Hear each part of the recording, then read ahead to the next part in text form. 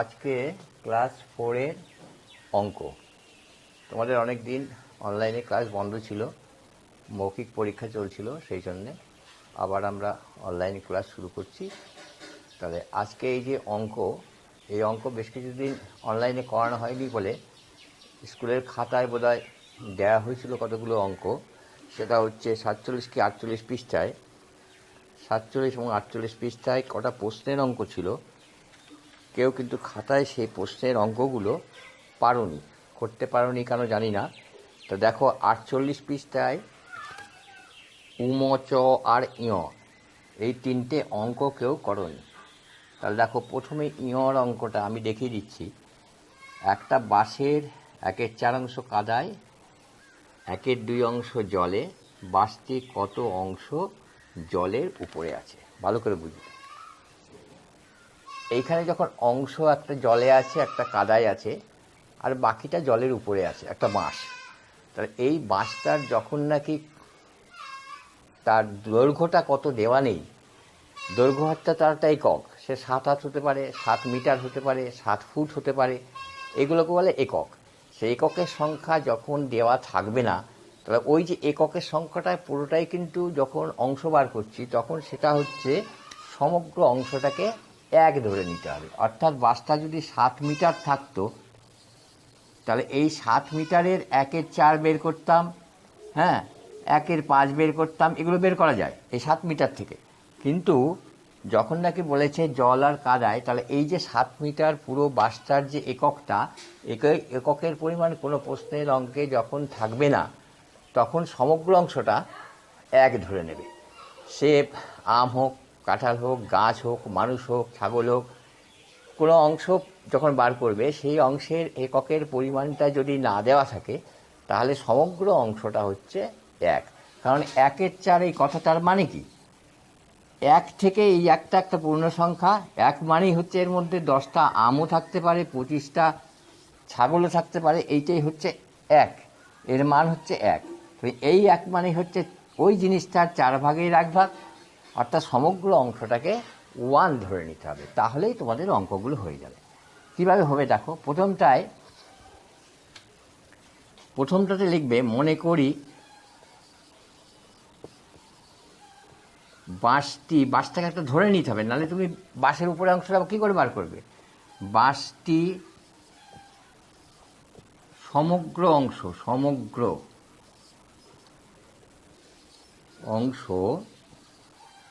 সমান সমান 1। এবার দেখো কিছু আছে কাদায়, কিছু আছে জলে। কি আছে, 1/4 অংশ আছে কাদায় আর 1/2 অংশ আছে জলে। তাহলে এবার দেখো এখানে লিখবে 1/2 কাদায়,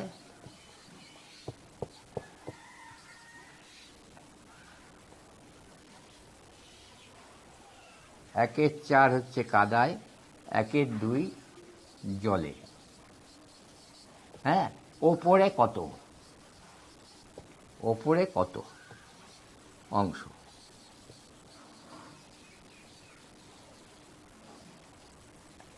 এইবার অঙ্কটা যখন বের করবে, তখন দেখো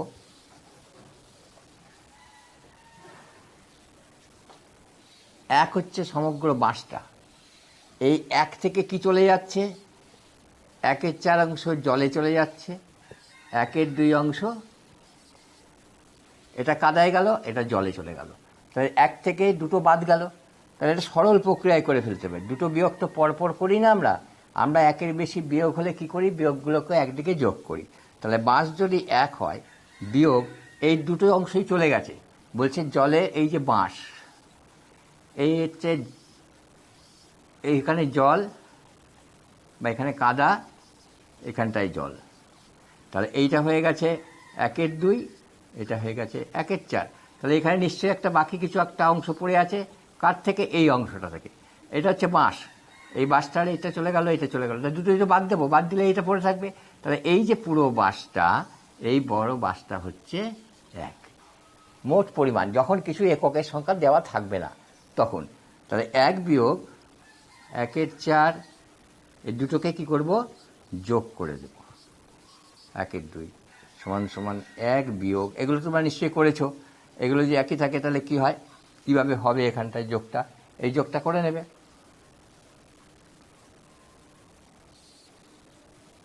এটা লসাগু করতে হয় জানো তোমরা, 4 2 যোগ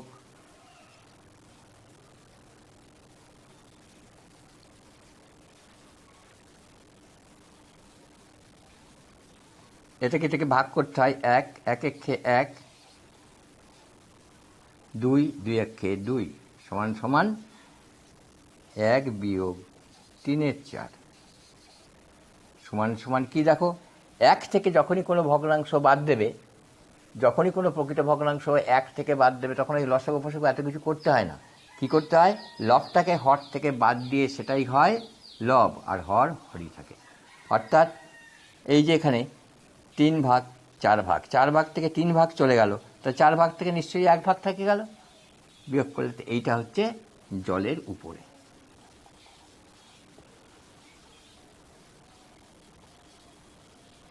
জলের উপরে 1/4, এটাকে ভালো করে দেখে নেবে। 1/4 জলের উপরে আছে। 1 বিয়োগ কোনো ভগ্নাংশ যদি 1 থেকে বিয়োগ করতে হয়, তাহলে পরে সেই লবটা হর থেকে বাদ করে সেটাই লব হয়, আর হর হরই থাকে, তখন আর লসাগু করে বার করতে হয় না, এমনিই বেরিয়ে যায়।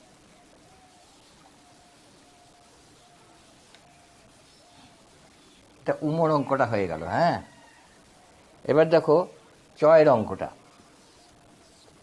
চয়ের অঙ্কটাও কি বলেছে, একটা বাড়ির টিনের 4 অংশ রং করা হয়েছে, এখন বাড়িটির কত অংশ রং করতে বাকি আছে। তাহলে বাড়িটা কতখানি সেটা তো বলেনি কিচ্ছু, ক ফুট বা কত মিটার বা কত হাত কিচ্ছু বলেনি। তাহলে পুরো বাড়িটাকেই ধরে নেব সমগ্র বাড়ির অংশ। হ্যাঁ,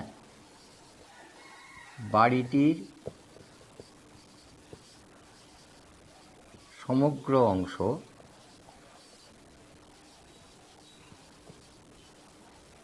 সমান সমান 1। এবার রং করা হয়েছে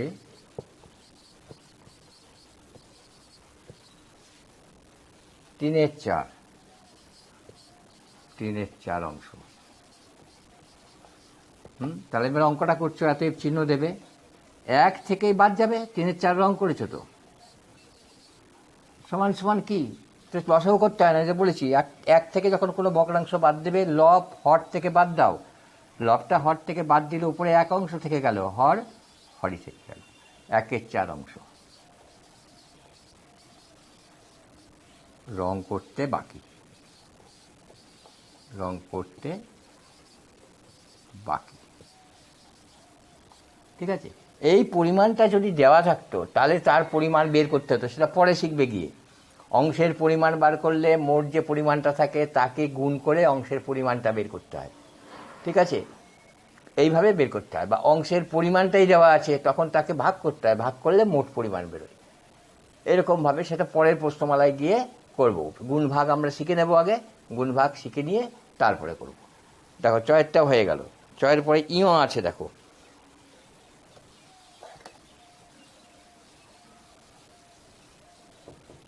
ইয়রটা, একটা পাউরুটি নিয়ে স্কুলে গেছে একজন, হ্যাঁ সঞ্চারী বলে একজন গেছে, সে টিফিনের সময় একটা বান্ধবীকে পাউরুটির 1/3 অংশ দিয়ে দিল, বাকিটা সে নিজে খেল। তাহলে পাউরুটিটা কত করি, পাউরুটিটা তো একটা পাউরুটি, একটা হোক, দুটো হোক, 3টে হোক, 3 একক হয়, 4 একক যাই হোক, সেই পুরো পুরো জিনিসটাই হচ্ছে 1। কারণ বলে দেয়নি এখানে একটা পাউরুটি নিয়ে গেছিলো কি, 2টো পাউরুটি কি, 3টে পাউরুটি, কিচ্ছু বলেনি। বলছে পাউরুটি নিয়ে গেছে, পাউরুটির 1/3 অংশ, অর্থাৎ 3 ভাগের 1 ভাগ সে খেয়ে নিয়েছে, কার বান্ধবীকে দিয়েছে, তাহলে বাকিটা সে খেয়েছে। তার নিশ্চয়ই 2 ভাগ মুখোমুখি বেরোয়, যে 2 ভাগ তাহলে সে খেয়েছে, সেই 2 ভাগটা আমাকে বের করতে হবে। কীভাবে, এইখানেও ধরবে, মনে করি এটা হচ্ছে ইয়রটা, এটা কিন্তু অঙ্কগুলো দেয়া ছিল, কেউ করনি বলে করিয়ে দিচ্ছি। মনে করি পাউরুটি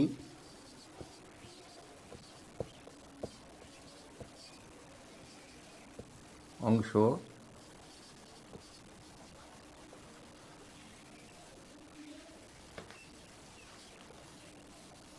পাউরুটির পরিমাণ সমান সমান 1। অতএব 1 বিয়োগ 1/3 অংশ, 1/3 অংশ বন্ধু।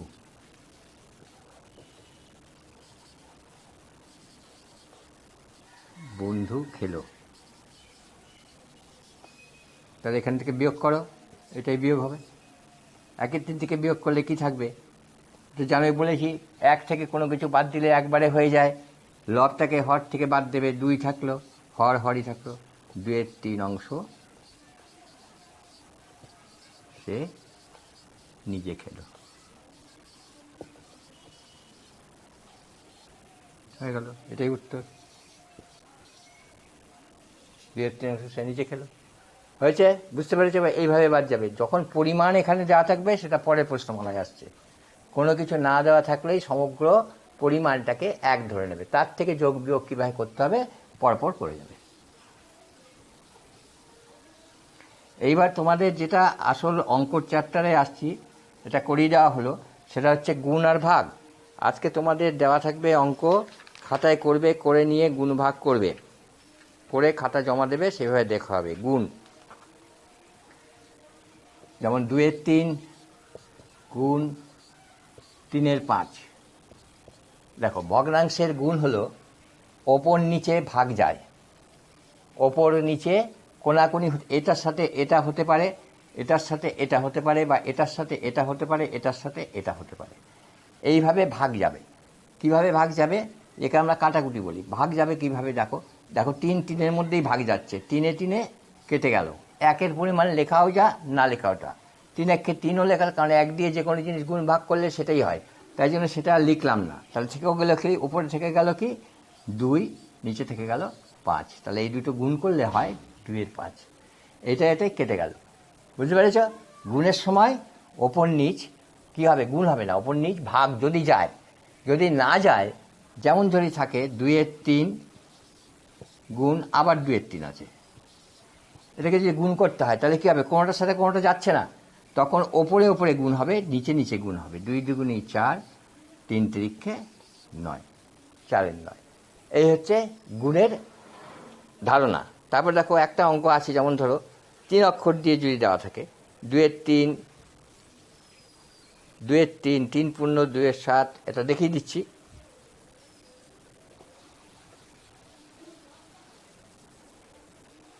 দুয়ের 3 গুণ 3 পূর্ণ 2/7 গুণ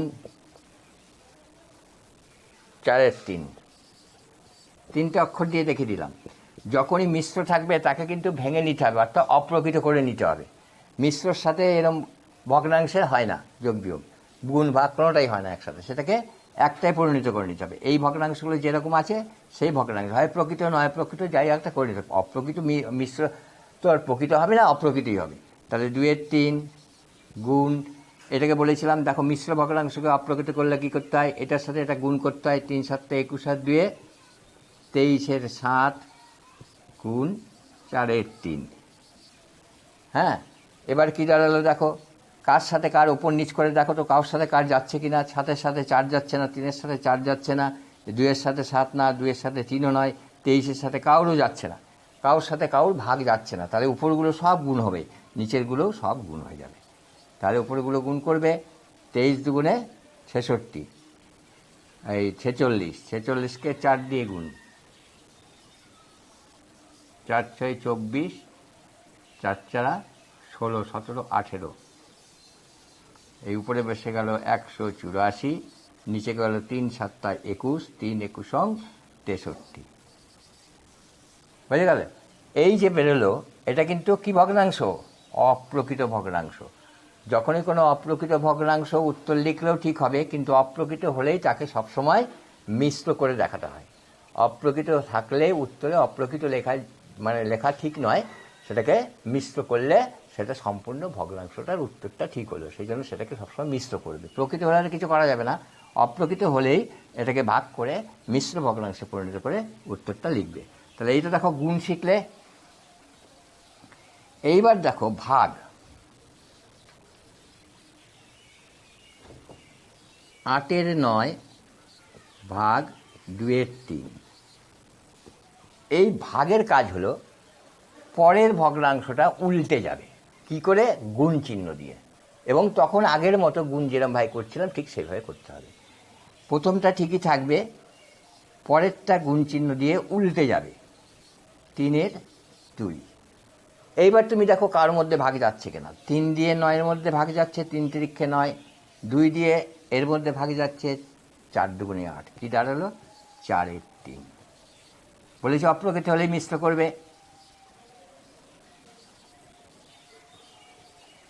3 1 পূর্ণ 1-এর 3। এটা হচ্ছে আসল উত্তর। তাহলে ভাগের হলো কি, পরের সংখ্যাটা উল্টে যাবে গুণ চিহ্ন দিয়ে, দিয়ে আবার গুণের মতোই ওপর নিচ দেখবে ভাগ যাচ্ছে কিনা। যদি ভাগ গেলে ভাগ গেল, যদি ভাগ না যায় তাহলে উপরে উপরে গুণ, নিচে নিচে গুণ হয়ে গেল। তাহলে এইরকমভাবে গুণ আর ভাগ। আরও একটা ভাগ দেখছি আমি, 3 পূর্ণ 9-এর 12 ভাগ 2 পূর্ণ 3-এর 6। 3-এর 6। আমি কি বলেছি? মিশ্র থাকলে অপ্রকৃত করে নিতে হবে। 3 বারং 36 আর 9 45, তার 12 ভাগ 6 দুগুণে 12 আর 3-এ 15 বার 15-এর 6। আবার পরের লাইনে লিখবে 45-এর 12 গুণ, এইবার উল্টে যাবে 6-এর 15। আর দেখো 15 দিয়ে 45 ভাগ যাচ্ছে, 3 15 45, 6 দিয়ে 12 ভাগ যাচ্ছে 2। কত গেল? 3-এর 2। আবার এটা অপ্রকৃত, তাই মিশ্র করবে। 2 1 2 1 2, 1 পূর্ণ 1-এর 2। বোঝা গেছে? তাহলে ভাগ হলে কি হবে? পরের সংখ্যাটা গুণ চিহ্ন দিয়ে উল্টে গিয়ে গুণের নিয়মে করে ফেলতে হবে, তাহলেই ভাগ হয়ে গেল। এবং মিশ্র থাকলে তাকে অপ্রকৃত পরিণত করে নেবে, তা না হলে করা যাবে না। এইভাবে তোমরা এই প্রশ্নমালার সবকটা অঙ্ক করবে। 50 পৃষ্ঠার 1 আর 2 হোমওয়ার্ক। 50 পৃষ্ঠা 1 নং 2 নং সব গুণ ও ভাগ বাড়ির কাজ।